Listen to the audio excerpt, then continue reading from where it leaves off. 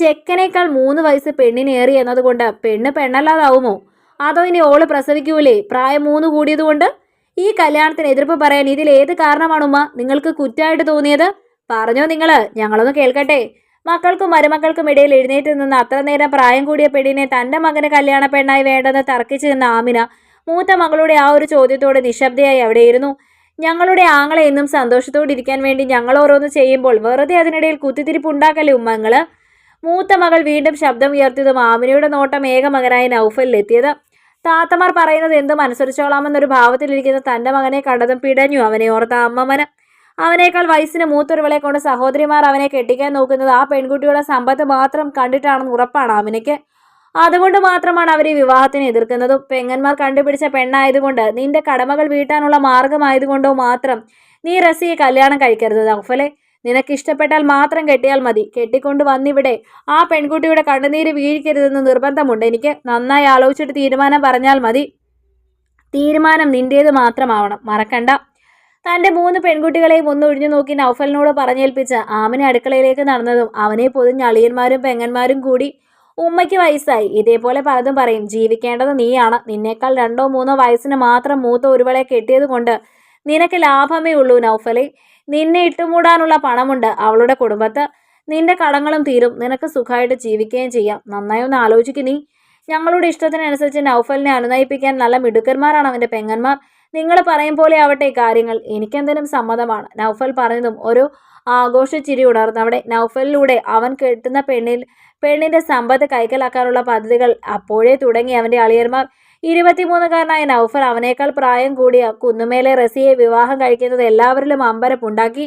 ഒരിക്കൽ നിക്കാഹ് ഉറപ്പിച്ചതാണ് റസിയുടെ. എന്നാൽ ഒരു അപകടത്തിലൂടെ അയാൾ മരിച്ചതും ഇനി നിക്കാഹ് വേണ്ടെന്ന തീരുമാനത്തിൽ ജീവിച്ച റസിയ പ്രായമായ മാതാപിതാക്കളുടെ കണ്ണുനീരിന് മുന്നിൽ കീഴടങ്ങിയാണ് വിവാഹത്തിന് സമ്മതിച്ചത്. നൗഫലെ, റസിയുടെ കയ്യിലുള്ള വലിയ വളകളിൽ 2 നീ എനിക്ക് തരണം കേട്ടോ.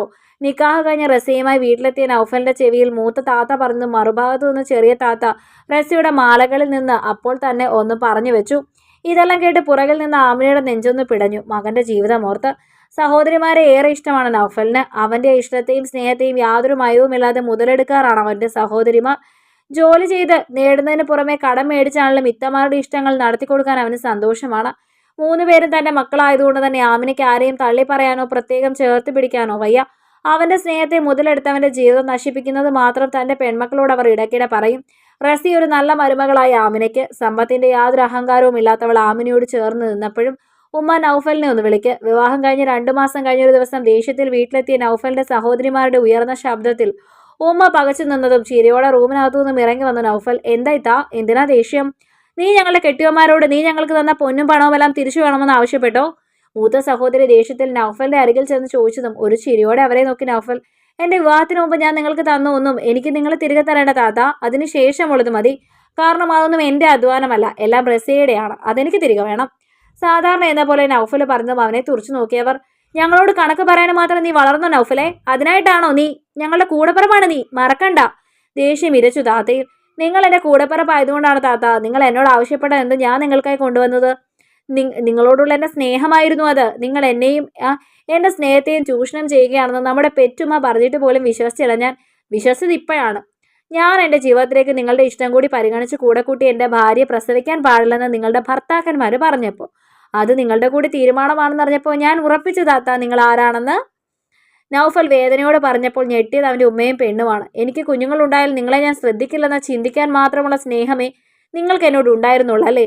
അതോ റസിയെ പ്രസവിക്കാതെ ഇരുന്നാൽ അവളെ ഒഴിവാക്കി എനിക്ക് വേറെ പെണ്ണ് കൊണ്ടുവരാനായിരുന്നോ നിങ്ങളുടെ ഉദ്ദേശം? നൗഫൽ ചോദിച്ചതും താത്തമാരുടെ മുഖം വിളറി. എൻ്റെ കുട്ടിക്ക് കുട്ടികളുണ്ടായാൽ നിങ്ങൾക്ക് കിട്ടുന്ന എല്ലാണ്ടാവും എന്ന് കരുതാൻ മാത്രം ചീത്ത മനസ്സാടൂടി നിനക്കൊക്കെ. എത്ര കിട്ടിയാലാണടി നിൻ്റെയൊക്കെ ആർത്തി തീരുക? പെൺമക്കളെ വെറുപ്പോടെ നോക്കി ഉമ്മ ചോദിക്കുമ്പോൾ നൗഫൽ നോക്കിയത് റസിയാണ്. അവളിലാകെ ഞെട്ടലും അമ്പരപ്പുമാണ്.